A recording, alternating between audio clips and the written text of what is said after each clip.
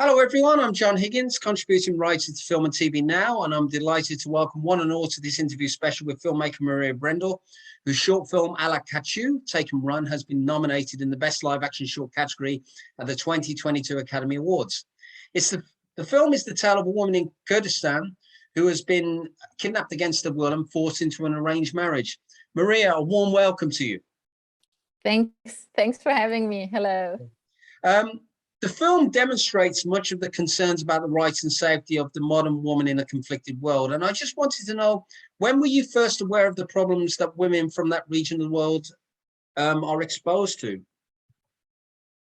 I heard about bride kidnapping after a friend of mine traveled through Kyrgyzstan, and he came back and told me about his experience. And he told me there's this tradition called bride kidnapping, and I was really shocked because I didn't know anything about that.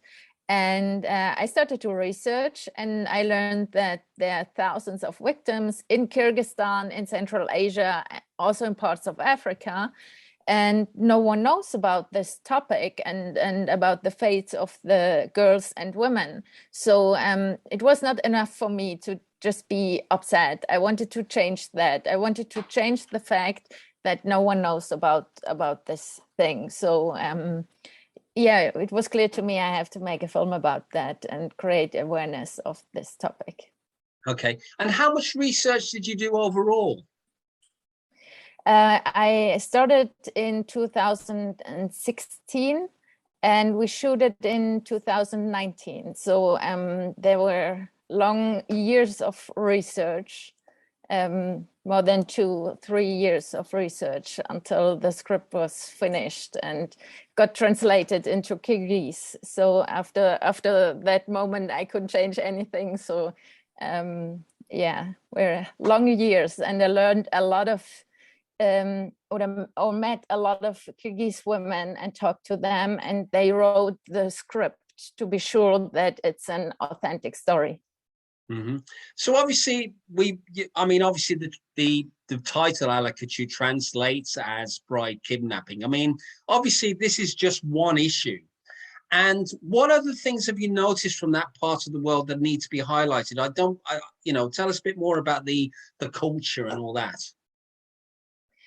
I think it's a circle of women.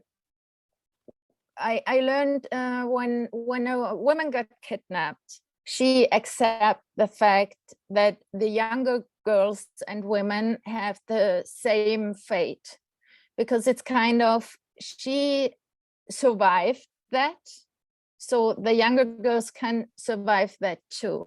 And I think it's important to make a cut in this circle so that women stand behind each other and be strong for each other. And it's a country where generations had this this thing that a woman cannot decide anything without asking a man. So I think it's important that the women themselves get stronger and stand up for each other. Mm-hmm. So let's talk a bit about your cast and tell us about how did you audition them? Were they local women? Were they actors? Yeah, I was in Kyrgyzstan in 2018, and I had 3 days for making a casting, and it was an open casting, so everyone could come. And on this 3 days came 160 people. So it was a lot of work in this time. And there I found the most of the cast. So Alina, the main actress, she came on the first day, and it was clear to me, I want her. She has to make it. And the grandmother came on the first day. So I had some people in my mind really fast. But until from the casting until the shooting, there were a lot of time because we had to find money and all of this. And I'm very glad. I'm very, very happy that the actors were on my side the whole time. So this and of this, actually, when I came to Kyrgyzstan and shot it, I had the little parts like the boys, the friends from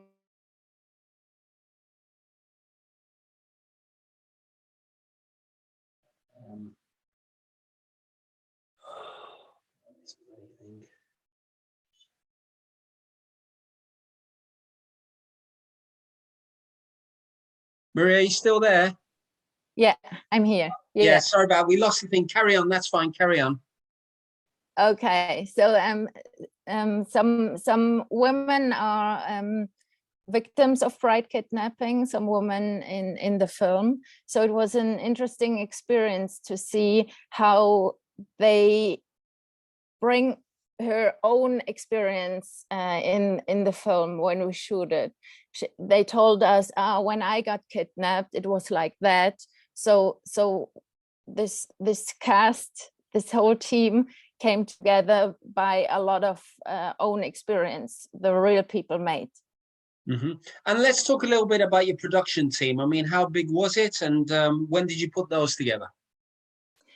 And the head departments like cinematography, sound, best boy, my assistant director, they came from Switzerland because of the language, because one of the biggest things was the language barrier. You have to deal with that. And of course, we had to be fast. We had not so much money. So they came from Switzerland, and we had this chance to prepare something and talk in the same language.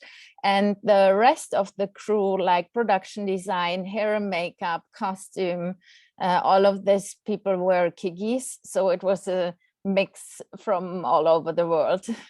Okay. And let's talk about the spectacular locations. I mean, these were absolutely fantastic. I mean, really add to the atmosphere. I mean, tell us about the logistics of shooting in remote locations and your relationship with your aforementioned cinematographer. Yeah, I drove through Kyrgyzstan to find some locations, so over days, and I really learned the people in the country. In learned a lot about the people in the country in this time. It was really an important experience for the film, and I saw some houses and locations where I wanted to shoot.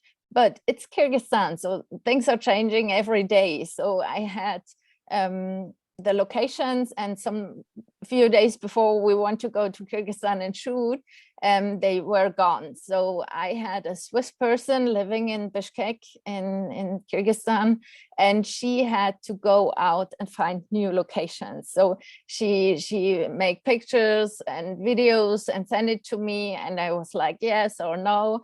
So she had a hard job because yeah, it had to fit into the script.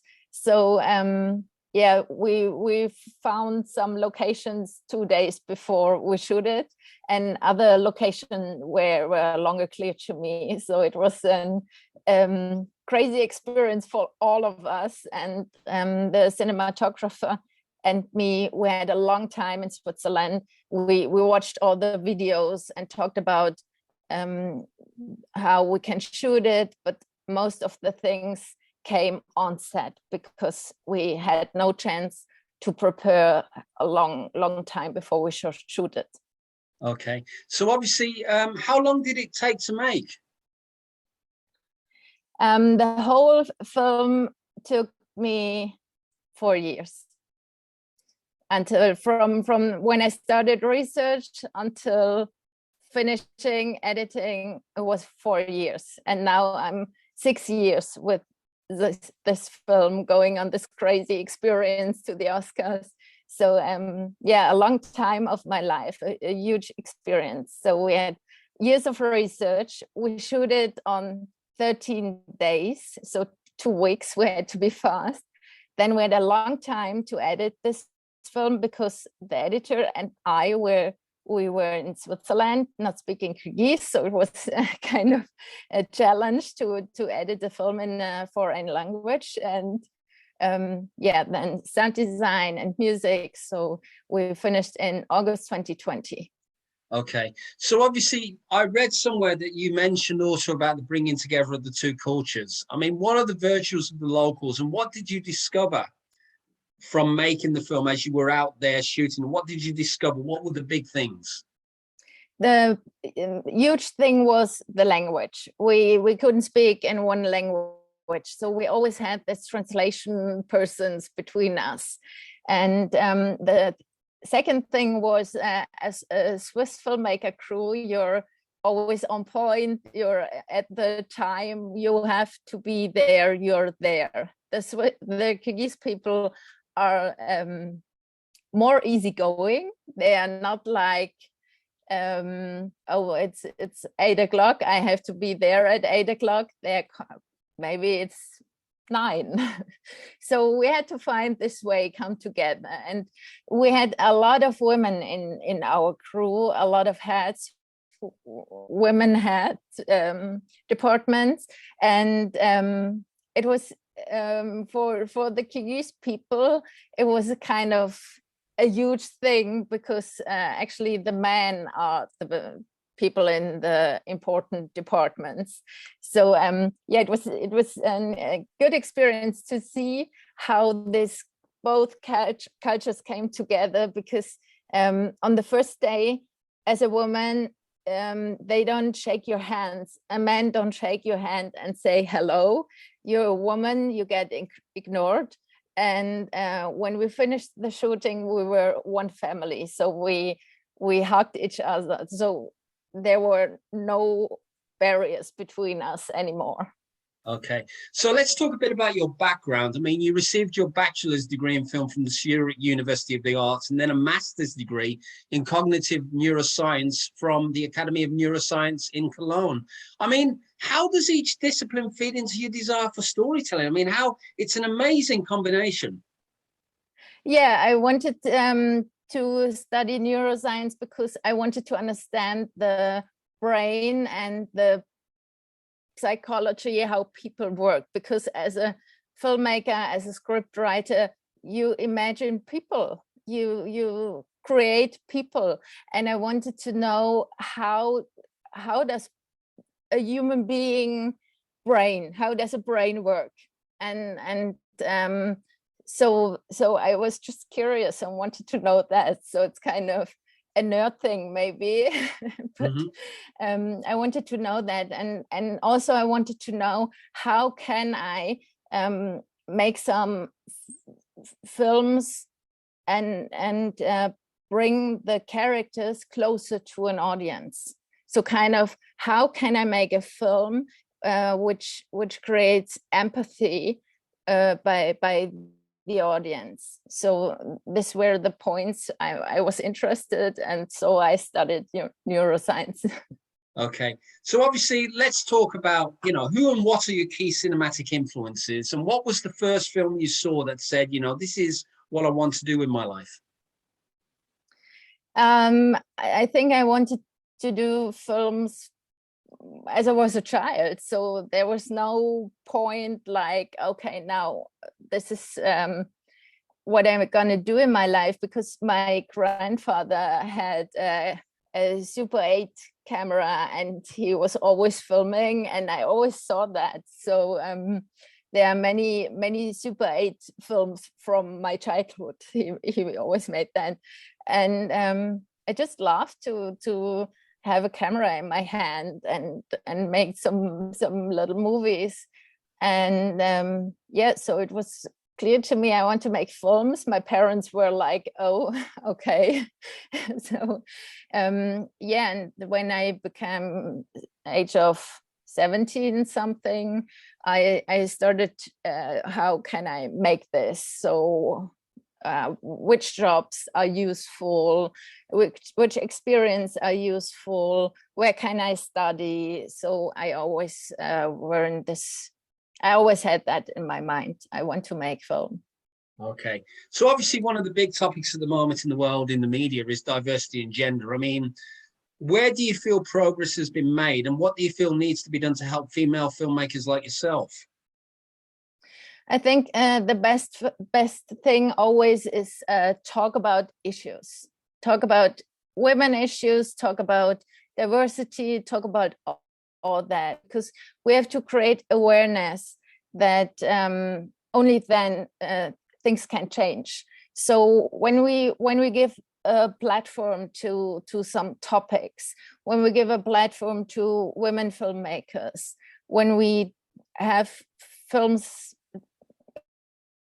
in the theme where when there's diversity or people from different countries, colors, all of that, it's going to be like more normal that we see the things, that we don't only see the white man or something like that. So be visible, be there, talk to the people about issues who are important, give platforms to some female talents, for example, and all of this. So yeah, I think this is important.